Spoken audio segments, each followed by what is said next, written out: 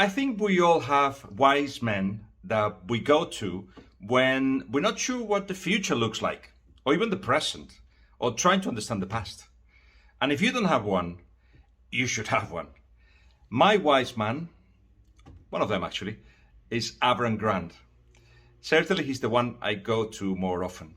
And as football is changing, and there is even talk of a World Cup every couple of years, I wanted to know from him if it's a good idea and basically where football is going.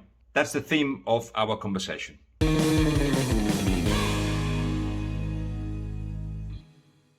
We actually went through his CV. We'll have half an hour use that. So instead, I'm just going to call him from now on the wise man, as well as his name, Avram Grant. Avram, how are you? I'm good. I'm good, Guillem. How are you? Long time. I'm all right. I'm saying the wise one because I see you in the kind of forums where the future of football is decided, and that's exactly why I wanted to talk to you about. I've seen you in the meeting of coaches and legends with FIFA in recent times, and I know that as well as that, you are a consultant and you were really close to people that want to develop their mental abilities, if you like. I don't think I've made a very good introduction, but if you want to put the context of your professional background right now, tell us what you are doing. First, thank you for the compliment, but I'm trying to do wise things. I don't know if I'm a wise man. Share my experience of other, and try to see the future, which is more important. What is to be the next step? Because the world is not standing at the same point, not by life, not by technology, not by medical, not by anything. Always moving forward. So I'm trying to do it again. I was coaching since I'm 18 years old. I'm in the football since I remember myself. I was coaching in 3 continents in other leagues, and I'm very lucky that through the football I see different culture, different things. And in the last year, I'm trying to share my experience in the different areas, like business people and other areas that are using my experience, because football for me, is the biggest pressure environment in the world. Not because there is no pressure in other things. Yes, my daughter, when she have exams, she's under tremendous pressure, but it's her with this businessman when he buy this building is this. But on our job, why it's the biggest environment? Because there is the media and there is the supporters that they was born with the team and they will die with the team and everything. And there is the owners that come to the football from different area. They was not born with the football. They came after they become very successful and they think that they know immediately more than people that 40 years in the business. I'm not against them, by the way. I'm just said that. So I'm trying to take these elements that we have in football to different kind of life. By the pressure side, how to take the best from yourself, how to behave in different situations, because not even one player, not even Messi, not Ronaldo, not Pele, that we wish him well and everything, was good all the games. Not even one team won all the games. So you need to know also how to recover, how to maintain success, which for me is amazing because we are speaking about here. And you know how they call my project, Win Your Mind. Because the first thing that you need is win your mind. It's owners, it's coaches, it's staff today. There is a lot of staff today. And the reason to see the future about the football itself, where the football is going to. The football today is not the football that has 10. The only thing that stayed, that you need to score 1 goal more. The other things change a lot. So you've gone the difficult way to see what's coming up and affect it. You can also get rid of media, fans, owners. What else don't we need? And then just let people play, and that would be football. But that's not what football is now, isn't it? I mean, it is a massive, massive business, and also affects a lot of emotions, business and emotions that they don't really work together. So having all that in mind, and with all those influences and the pressure that you're talking about, how do you picture, let's go to the essence of it, the footballer, the footballer of the future? What does he need to survive? The football survive anyway, but the football is the only business that when you start, you like football. You don't think you want to be a player, but you play. I now in my age play with my friends every Friday, every this, and even if you saw, we spoke. How do you say? We played with now when we was in Doha. We loved it. We don't do it for money. We spend money to buy the equipment. And then you become good. And if you are good, you have a contract. And if you are better, you have bigger contract. So it's good to be good in this, but still it's starting because we love it. Nobody forced us to play football when we was young. This we need to keep. We need to fight for this, about the soul of the game. I love it until now. I'm crazy about football. I love football. But in the other, when you bought professional, you need to research about the football, where the football is going now. I think football become more dynamic. I will tell you two elements, simple elements. You know that I have a team that doing research about every element of football. There are students like football, few of them are young coaches, and with everything that I will tell you, there is a research behind it. Take two things now. You don't see now lazy player. You can say he is more dynamic and he is less, but you cannot come and play and say he is not moving like before. Remember, Guillem, we were watching 20 years ago, say, hey, why is not moving? Why is not running? Now you cannot see it. Everybody's running. More. Second, amount of using chances in front of the goal. You will be surprised, but it's completely in the highest level. Still, you can miss big chances, but not like before, because people are more practice, they have more quality in front of the goal. I'm not talking about only Lewandowski and Messi and others. You have more. So this is two elements. The others on the pitch, you need to play to press. You need to press high, not high, but you need to press. So it's mean that the players need to be under pressure. So the statistic that I'm doing now in football is not the statistic that I did 10 years. 10 years I did it, but 20 years ago. It's about intelligence, about reaction, how fast you think. We now need players that have a quality, but think very quickly. Then there is the mental side, because there is a lot of pressure, social media, and everything, and they are very young. It's not that young. Look what's happened to Kuban now and others, under pressure. People forget they're only human beings, and then the pressure can kill them. It can kill everybody, but also pressure can be your friend and push you to be how do you say, better, successful. I couldn't achieve anything in my life if I didn't have the pressure. And have pressure every time. So I think if to cover in 2 minutes, there is what's happened on the pitch and off the pitch and what will be in the future. In the future, for me, I think it will be more by the coaching staff. Remember, I told you 15 years ago, I think 15, yes, I think we was in Spain. I remember I told you all the football will come to personal training, by the tactical, by the physical, by the mental. Goalkeeper not need the same mental like a striker. Striker can sleep all the game and score a hero. Goalkeeper can be, I lost only one game when I was in Chelsea in the league against Arsenal. Peter Cech was fantastic, but then he didn't mistake with the ball. We lost 1-0. And then, Drogba, for example, in the final didn't touch the ball, even he told me, but he scored a goal and he became hero. So it's a different mental thing. Also by the physical side, why players that play on the side need to train like the center half, or center half like the striker. Striker is a lot of explosive, the other is more. So it will be personal training. Each player will have a trainer, not all the week, because he will take the best from him. And also each position will be different. I remember that Wenger told me, now we need coaches for the coaches because there's stuff. But that's how you take the best from the players. What I did 25 years ago by myself, because I like to personal development. Now you have a staff that will do it. So because of this, we will see the football develop and be better and better and better by any aspect of the football. And second, you need more versatile players. I think in the future, we'll see right back that will come to the box more often. And we will see midfield players that will be in different areas that today, because you need to surprise the other team. There is another side of football that I think we've been ignoring for a while, and I'll tell you a story that proves it.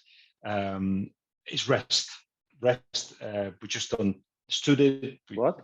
We are starting to study resting. Luis Enrique, for instance, a very active, some would say even hyperactive personality that needs to do things all the time. He's working with a sports psychologist, Joaquin Valdez, who asked him, what do you know about rest? When would you rest? Yeah, whenever. And whenever doesn't work anymore. So he's had to realize that before an European Championships or the next World Cup, he's got to prepare for it, mentally, physically as well. and have enough rest. What I'm trying to get to this is we are creating the perfect machine. Footballers, as you said, are perhaps the most complete athletes in the world because they're able to do so many things so well, and we keep pushing. And now we'll just work on the mind, and then we'll work on the rest as well. Is there a limit to what they can do? As in, can we make them play every 2-3 days and nothing gets affected? Is there more possibility to play them more games? That's very good what you said, but I think you need now accept other thing to respect the rest. This machine need to rest also a little bit, but you know also when they need, because they need to be in the best in the games. If you said to the footballers 20 years ago that you can play every 3 days and then World Cup and there's this, you can say no, they can do that. But see now what's happened in the Euros. They was running like crazy. 120 minutes, they're running like crazy. Because why? Because the medical and the science become more advanced, and it will be more advanced. You know, people don't know that when I was in Chelsea, I took the physio and put him as a fitness coach. Everybody was against me. You say he was the coach of the reserve team of Reading. I say I was director 3 months. I knew him, I spoke with him, and I want the connection between the staff and between the science, between the physio and the physical side. And he was brilliant, Glenn. Brilliant. Remember in Chelsea, we had the midfield of Makalele, over 30, Balague over 30, Lampard over 30. Not even one midfield in England ran like them. There is a stats about it. And one of the things that we knew how to analyze when to press them, when to give them a rest, when everything, because we combined the science with now everybody knows that. So the science can help you. It will be no problem. If you can play every 3 days, they will play. But the training need to be different. I think there will be more tactical training. The preparation will be in the highest level because you prepare your body to this and the other thing. But no doubt that they are now run more than 10 years ago. In 10 years, they will run more. Only because of the science and this, because we know more about the body. We know when the body needs to rest. By the way, also mental. Sometimes it's not just physical. And I'm getting into the how much we're pushing the players because I want to talk to you about the football calendar. As we all know, every 10 years, everybody meets up and decide what the calendar is going to be for the following 10 years. The limit to this now, the deadline is for 2024. And coinciding with a new calendar being formed, there is this civil war happening in football where FIFA's pushing one way, UEFA's pushing another way, clubs pushing one way, the federations another.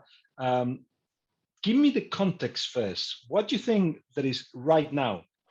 Look, if it would happen 2 years ago, you can say why it's happened then, and if 2 years from now, someone suggests a suggestion. I'm not talking about the war. Different opinion, there was no problem for me. I like different opinion even in my staff until you come to the right conclusion. So I'm not going to the war and why people do it. I hope everything is coming because they care about the football, because there is marketing today, everything, but everything is starting if the game will be improved and improved and improved. About the people that need rest, let's take a fact. Yes, the game is more dynamic now. The players are playing more games, no doubt about this, yes? And still there is no problem. Still you see them in the last months or when they come to the World Cup and the Euro, they play fantastic. So it means that if you do the right thing, there is no problem with this, if you do the right things. Even they have more and more and more and more and more pressure than before, more games and more like this. This is a fact. So someone gave a suggestion and they asked me, they said to me, let's do the World Cup, no doubt is the biggest event in the world. Everybody like it, you represent your country. And see something very interesting. This is the game that the players get paid less than others and they want it more than anything. They want to participate in the team and the win. Look at the tears that Messi had on the Copa America, yes. He is the best player, yes, with a lot, he won everything. And still he was happy because he represents his national team. So there is no doubt this is the biggest event. So someone came and say, why not, instead of 4 years, decision that was made more than 100 years ago, because I don't know if you know, the first World Cup, all the teams from Europe were with the same boat 1 month to this, to decide what to do. So I will tell you, I will make it very organized to you. When they asked me first, someone from FIFA, I will not tell you his name, but it was the president, and he asked me, what do you think every 4 years? I say, no, why every 2 years? And he said to me, why?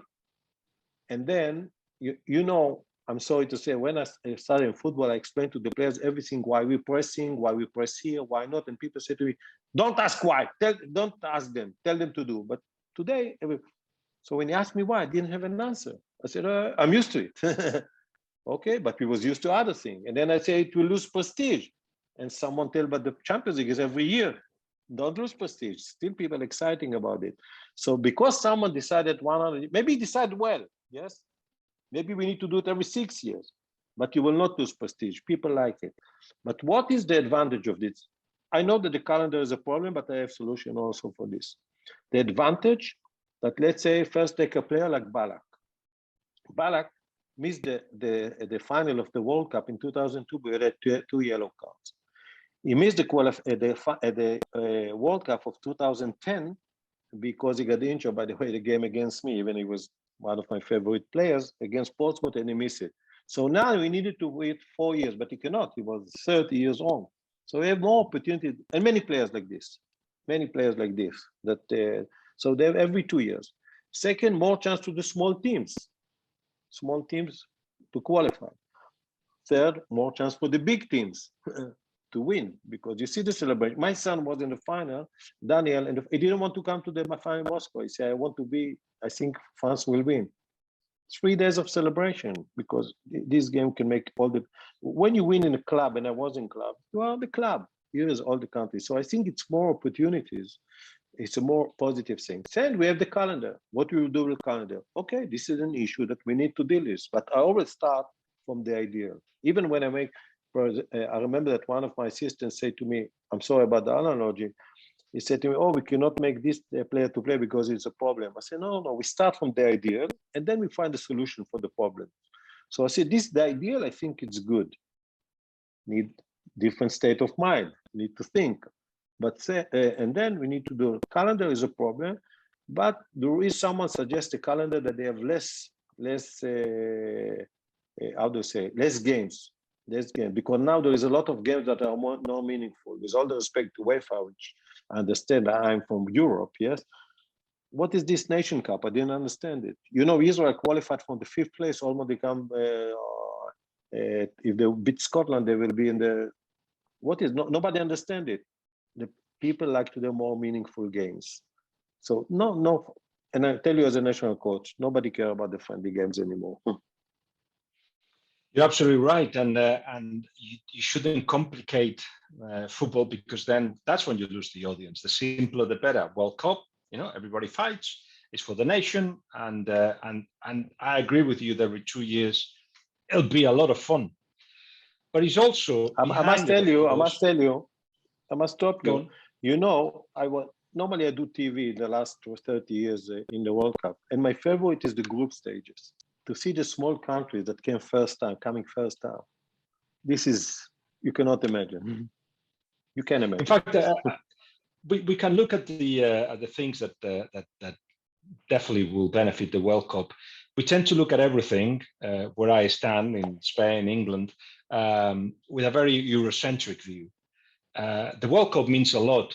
You go out to Asia, you go to Africa, and the possibility of actually fighting for it and participating in it will bring certainly that excitement more often, the sense that perhaps even unity as a nation, if anybody wanted to take it that way, may also be benefited, because the power of football can do those things. And as you say, players that may not have the possibility of going to Europe and playing in Europe, to actually be at the highest stages possible in their careers more often, or at least trying to qualify in 2 years. So there's a lot to go for it. But as you said, you already pointed out the biggest problem, which is, of course, the calendar. I mean, are you ever going to say yes to this? The calendar is a problem, but can be solved. It can be solved, because if you see that you bring more excitement, it's good. It's good, I think. Look, in Europe, there is 52 countries, yes, or 54, I don't remember. 24 teams now in Europe, more than almost 50%, and still is very prestige. Still is very, Imagine that in the World Cup will be 100 teams, 100 national teams. Yes, it's impossible. Yes, but still it's exciting. It's a lot of state of mind. I think about the calendar.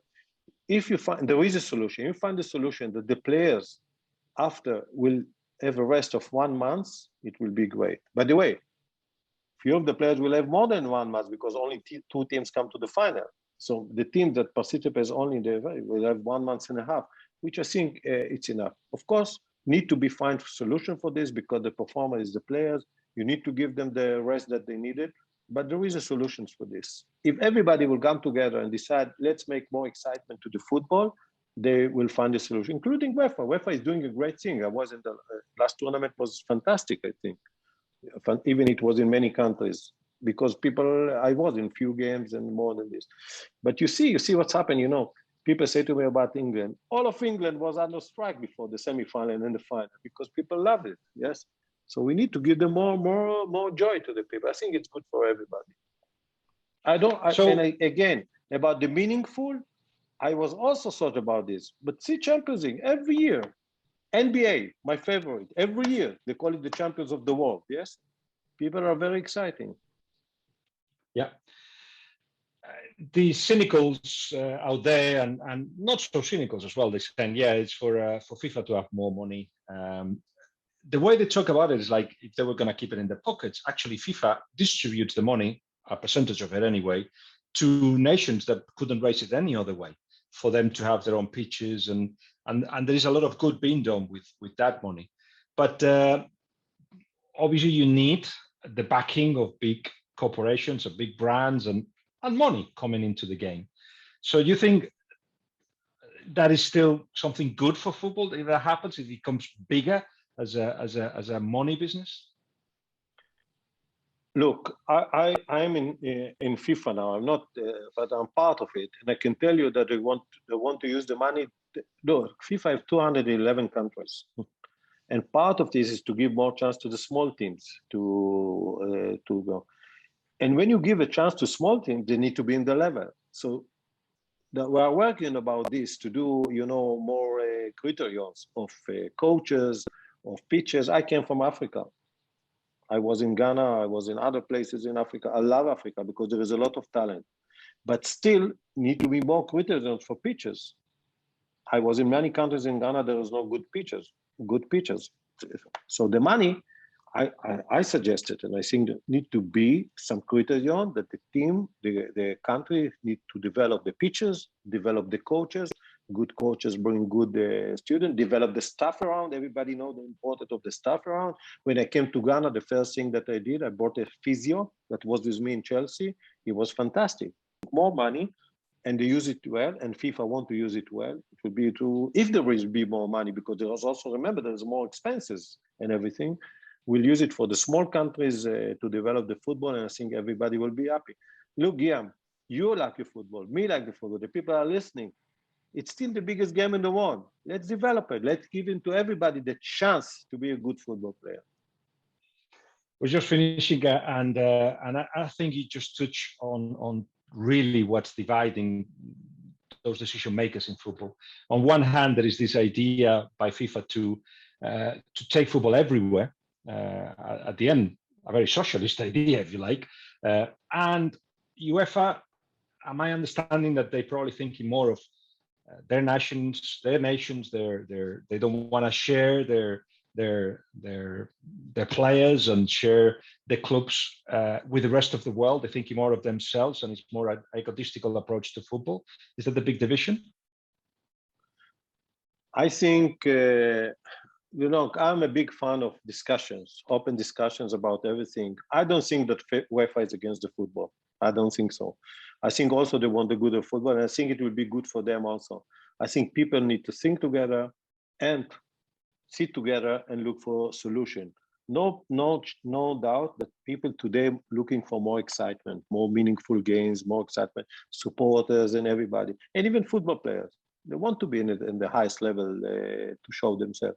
So I think if UEFA, by the way, not just UEFA, there is South America, there is others, will sit together, they will find a solution that everybody will be happy. I also enjoyed very much the Euro. The last Euro was fantastic. The organization, it was not easy, all the Corona and everything. but still it was excitement. So I think they need to sit together and not to be one against each other, sit together and find for a solution. The topic need to be what is good for the football, what is good for the supporters, and then find the solution. There's a lot of issues. It's not like a calendar. There's a lot of things that you need to deal to make it happen. I call them, if I can call through you, come together with a good mood, put the issues on the table, try to find a solution, and see what is good for the football. Are we close to understanding each other, or still miles away?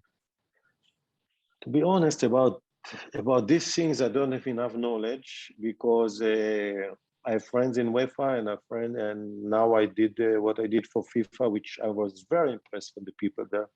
I think Infantino did a great thing, because until now we spoke about technocrats that they have in football, in UEFA and this. We spoke of people. He took former football players, former coaches. They say, I want to hear your opinion before we take any decision. And he said to me, even personally, if they think that it's not good, I will not do that.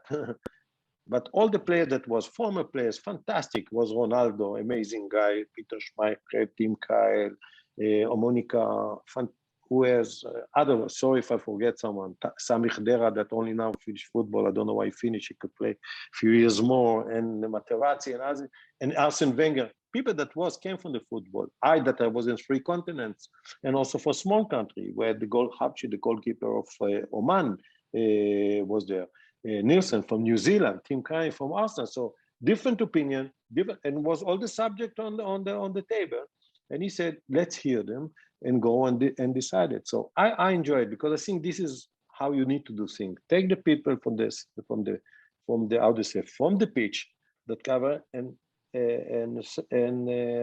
make them as advisor. And I think he did very well. I enjoyed very much. It's not the first meeting. It's a few meetings. I was also, by the way, in the final in CONCACAF with Infantino and this. I heard also what they have to say about this. And look, first thing, Guillem, I must tell you, when you speak with someone, people like to feel in the comfort zone, which sometimes is a fake comfort zone. When you speak with them, they say, oh, every 4 years. But then people understand that it can be better every 2 years. Yeah. Nobody likes change. Nobody likes change.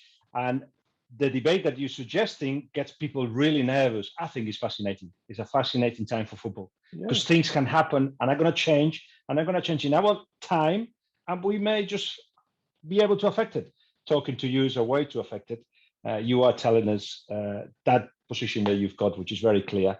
So, Avram, I want to thank you as always for your time. I want to say one more thing. The football is not in the same even by the rules. We are looking also for different rules. You remember the days that you pass the goal to the keeper, it can help it. Now you can. So football, even people say it's conservative, it's not so conservative. Many rules are changing. The red card, the yellow card, anything. Only the offside stays the same, which is good, by the way. Other things change a lot, which is good for the football. So we need to think always how to develop the game. Still keep it like it is and make it better. Like I think, from the tactical side, from the other side, I have my staff, young people that always think about ideas. What will be the next move? By the tactical side, by the technical side, but how you present it to the players, by the physical side. We have amazing conclusions. So people need to think what is good for the football. Enjoy the present, I say it again. Enjoy the present, predict the future, and learn from the past.